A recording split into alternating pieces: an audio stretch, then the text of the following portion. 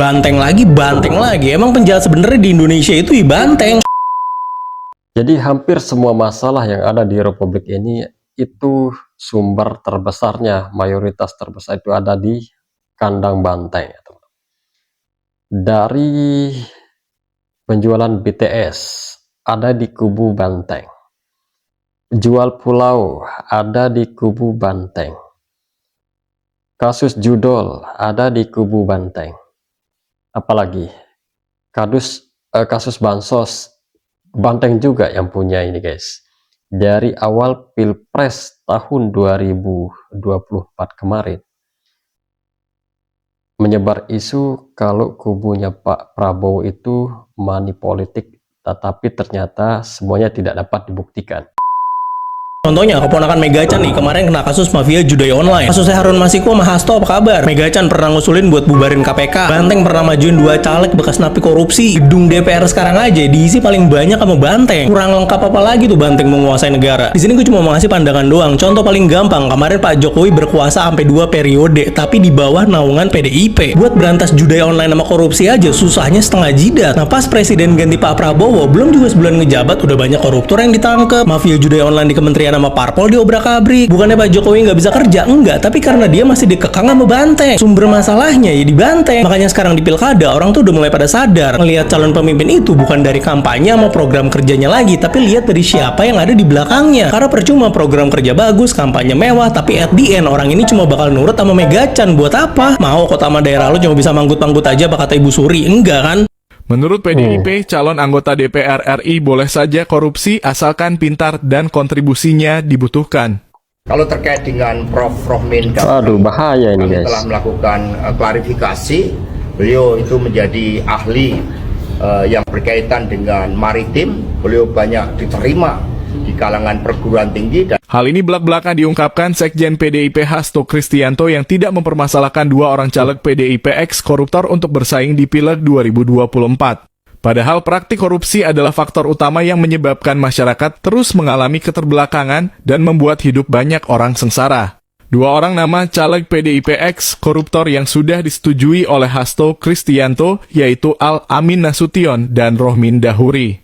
Al-Amin Nasution adalah caleg PDIP yang mendapat vonis 8 tahun penjara karena menerima suap terkait kasus alih fungsi hutan lindung di Kabupaten Bintan, Kepulauan Riau. Kemudian Rohmin Dahuri adalah caleg PDIP yang dihukum 7 tahun penjara karena terbukti korupsi dana non-budgeter Departemen Kelautan dan Perikanan.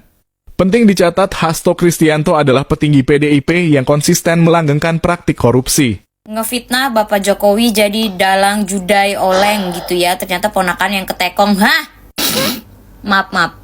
Secepat itu sayang, karma semesta, hukum alam bekerja. Apakah ini adalah kisi-kisi dari Kaisang menggunakan kaos Bung Karno? Udahlah, jangan main-main sama diamnya Bapak Jokowi. Kalian tahu kan, kalau orang diam itu, dibaliknya itu menghanyutkan. Diamnya Bapak Jokowi itu langsung mengadu kepada pemilik alam, kepada pemilik semesta, kepada Sang Pencipta. Backingannya Tuhan, backingannya Allah. Lama ini dibilang ternak Mulyono, barisan Mulyono segala macam. Saya bangga jadi ternak Mulyono. Kenapa lu? Bangga jadi ternak Mulyono. Gue bangga ada di barisan Pak Mulyono. Beliau bukan sipil, beliau bukan militer, beliau hanya orang biasa, beliau hanya tukang kayu. Tapi pengaruh Bapak Jokowi untuk negara ini, untuk Indonesia begitu kuat. Buktinya, masih banyak warga, masih banyak masyarakat yang merindukan beliau dan menyayangi beliau. Padahal udah sering dibilang loh ya, jangan pernah lawan orang baik karena backingannya penguasa bumi, bukan penguasa negara. Jangan suka mengusik orang baik, karena orang baik kalau diusik ngadunya ke penciptanya. Sehat terus ya buat Bapak Jokowi. Pasangannya, ini namanya sopan. Ini video 6 tahun yang lalu mengakui Giri ponakannya. Kimas.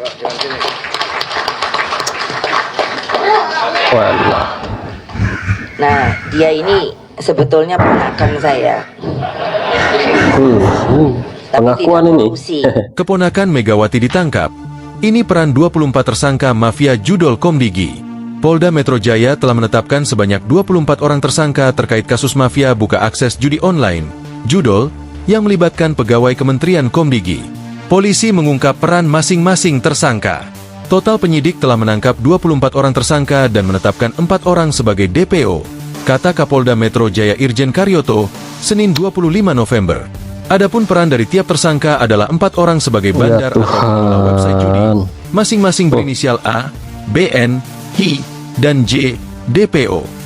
Selain itu, 7 orang lainnya berperan sebagai agen pencari website judi online, yakni berinisial B, BS, HF, BK, JH, DPO, F, DPO, dan C, DPO. Polisi mengungkap ada juga yang berperan sebagai pengepul list website judol sekaligus penampung duit setoran dari agen. Mereka berinisial A alias M, MN, dan juga DM. Parah ini. Ada juga tersangka AK dan AJ yang bertugas memverifikasi website judi online agar tidak diblokir. 2 orang memverifikasi website judi online agar tidak terblokir inisial AK dan AJ, ujarnya. Lebih lanjut, polisi mengungkap ada 9 orang oknum pegawai Komdigi masing-masing berinisial D, FD, SA, YR, YP, RP, AP, RD, dan RR yang berperan melakukan pemblokiran. Selain itu, 2 orang berinisial D dan E berperan dalam melakukan tindak pidana pencucian uang, TPPU. Terakhir, 1 orang berinisial T berperan merekrut para tersangka. 1 orang merekrut dan mengordinir para tersangka, khususnya tersangka M alias A, AK, dan AJ, sehingga mereka memiliki kewenangan menjaga dan melakukan pemblokiran website judi T, tuturnya. Polisi juga mengungkap identitas tersangka yang ditangkap dalam kasus mafia buka akses judi online, judol, yang melibatkan pegawai Kementerian Komunikasi dan Digital, Komdigi. Salah satu tersangka tersebut merupakan Alwin Jabarti Kimas, keponakan Megawati Soekarno Putri dari suaminya almarhum Taufik Kimas. Dirkrimum Polda Metro Jaya Kombes Wirasatya Triputra saat jumpa pers di Balai Pertemuan Polda Metro Jaya, BPMJ, Jakarta Selatan, membenarkan Alwin Jabarti Kimas berperan memverifikasi situs judi online agar tidak diblokir. Baik pertanyaan itu kami jawab, benar, kata Wira kepada wartawan, Senin. Selain itu, Wira membenarkan tersangka lain berinisial T merupakan Zulkarnaen Apriliantoni, ex-komisaris BUMN. Dari hasil penyelidikan, Zulkarnaen bertugas untuk merekrut para tersangka lainnya. Ia, inisial T merupakan Zulkarnaen, katanya. 5 calon gubernur dari Partai PDIP yang kalah. 1. Tri Risma Harini, calon gubernur Jawa Timur, kalah dari Khofifah Indar Parawansa. 2. Andika Perkasa, calon gubernur Jawa Tengah, kalah dari Ahmad Lutfi. 3. JJ Wiradinata, calon gubernur Jawa Barat, kalah dari Dedi Mulyadi. 4. Edi Rahmayadi, calon gubernur Sumatera Utara, kalah dari Bobi Nasution. 5. Ririn Rahmidiani, calon gubernur Banten, kalah dari Andra Soni. Kandang banteng jebol yang disalahkan Pak Jokowi. Bantengnya kabur yang disalahkan Pak Jokowi. Padahal semua itu dari kata-kata dia sendiri yang membuat banteng-banteng kecil pada kabur. Yang pertama, Pak Jokowi kalau nggak ada PDI, kasihan deh Pak Jokowi.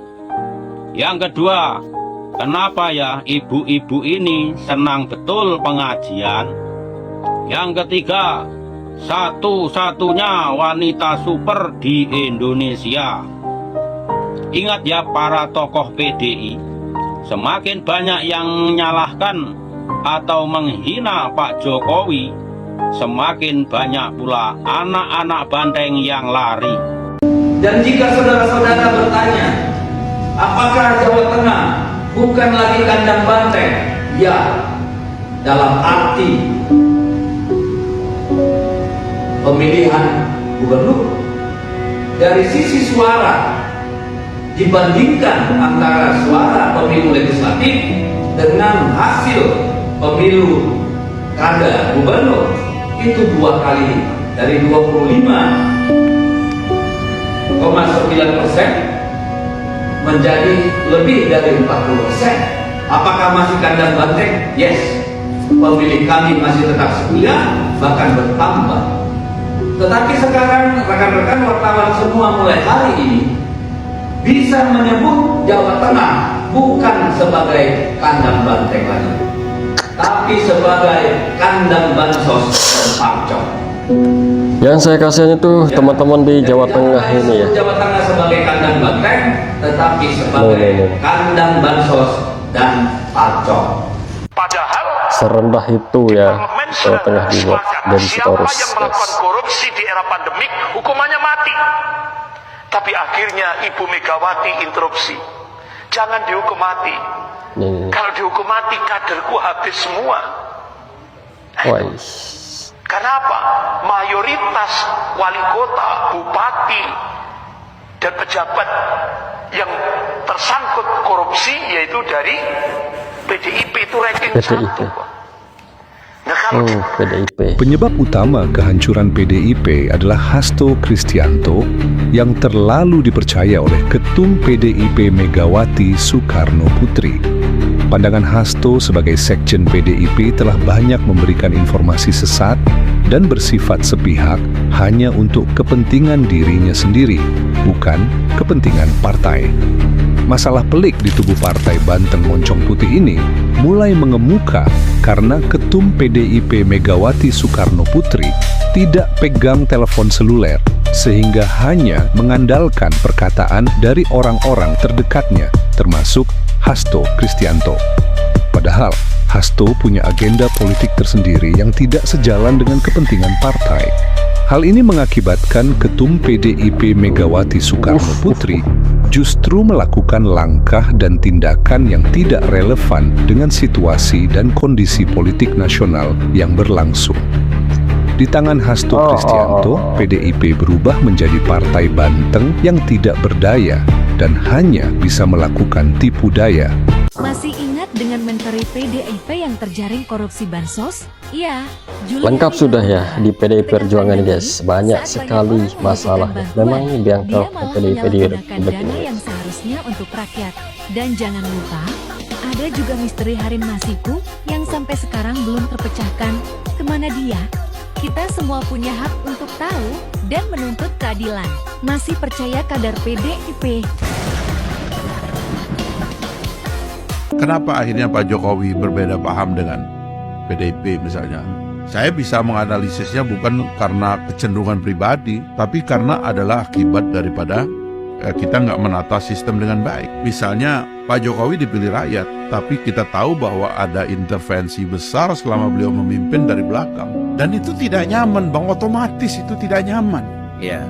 Dan itulah yang menciptakan mekanisme dalam diri Pak Jokowi untuk berpolitik yang tidak diketahui oleh partainya karena ada gangguan, Bang. Itu kalau kita ungkap secara lebih belak-belakan, nantilah kita tulis ini sebagai pelajaran politik, maka kita mesti belajar bahwa presiden itu kalau sudah terpilih jangan diintervensi, jangan diganggu dari belakang, jangan punya agenda lain di belakang layar, jangan istilahnya tuh sendiri-sendiri. Ini presidensialisme, tidak ada kekuatan lain.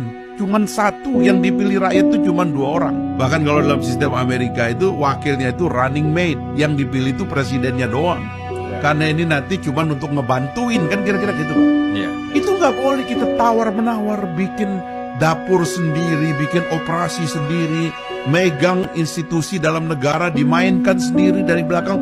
Tidak boleh, Bang. Ini kan yang sebenarnya menciptakan Pak Jokowi melakukan semacam rebellion terhadap situasi. Karena dia tahu ini nggak baik gitu loh. Nah yang begini-begini, Bang, harus kita introspeksi. Ada salahnya kita. Masa Pak Jokowi terus yang salah? Jokowi mempersiapkan Ganjar. Ya kan yang mengendorse pertama Ganjar siapa? Jokowi kan, malah bilang rambut putih, dibawa keliling-keliling. Approval Ini ratingnya waktu tinggi. Pilpres kemarin ya. Tapi di PDIP itu ada Puan Maharani kan sebagai anak. Nah itu waktu gempur. Seharusnya Jokowi dirangkul sebagai presiden, bagaimana dibicarakan lah. Bukan akhirnya kan Ganjar dibajak Megawati punya gitu loh, bukan Jokowi lagi. Oh gitu Pak ya? Anda melihatnya ini membajakan balik Ganjar dari Jokowi gitu? Anda lihat waktu pengumuman Ganjar nggak? Waktu sebelum Lebaran, baru nyampe di Solo udah dipanggil lagi. Ya kan, mestinya kan udah antisipasi juga, direncanakan dengan matang, dibicarakan, didiskusikan. Berdua tuh pemimpin petinggi partai. Ya. Jadi kalau itu dilakukan, tidak akan terjadi seperti ini. Nah, Pak Jokowi kelihatannya ya, oh Ganjar kok udah kesana gitu loh. Dia cari yang lain. Tapi dia saya pikir cukup cerdik ya. Ya, dengan yang lain kalau dibilang politik dinasti, ya bukan monopolinya Jokowi. Lihat Demokrat, AHY dipromosikan seperti apa. Yang salah besarnya, PDIP ini selalu jumawa. Kesombongannya selalu mendahului kegagalannya, guys. Jadi silakan teman-teman isi kolom komentar di bawah ini, silahkan pendapat kalian seperti apa yang harusnya dilakukan oleh Hasto selaku elit politik PDI Perjuangan, Bu Mega dan anak-anaknya gitu guys. Jadi kan ini kabarnya banyak sekali kadernya akan keluar dari PDI Perjuangan. Ya silahkan teman-teman komentar saja di bawah ini.